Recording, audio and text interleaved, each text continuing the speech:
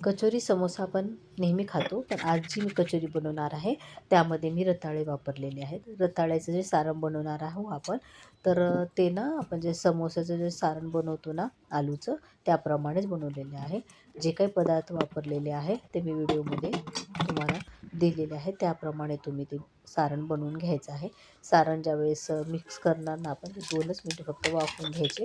थंड झाल्यावरती त्याचे बॉल्स बनवून मग तुम्ही कचोरी तळून घ्या. आणि कचोरी तळून घेत असताना आपल्याला जो गॅस आहे तो मंद आणि मिडियम असायला पाहिजे. मंद आचेवरतीच कचोरी असो किंवा समोसा असो आपण तळून घ्यायचा आहे.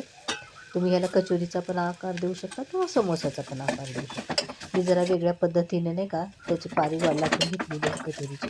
त्याप्रमाणे सुद्धा तुम्ही लाटून घेऊ शकता किंवा साधं नाही का पुरी लाटून घेतो आपण कचोरीची, तशा टाईपनं करून सुद्धा तुम्ही तळून घेऊ शकता. कसंही बनवलं तरीसुद्धा ही जी कचोरी आहे ती क्रिस्पीच लागणार, खुसखुशीतच होणार आणि थंड झाल्यावरही त्याचं वरचं जे लेयर आहे ते खुसखुशीतच राहणार आहे. मी ट्राय केलेली आहे, बनवलेली आहे. खूप छान वाटलं. माझ्या मुलांनासुद्धा खूप आवडलेलं आहे. तुम्हीसुद्धा ट्राय करा आणि आवडल्यास लाईक, कमेंट आणि शेअर करा. धन्यवाद.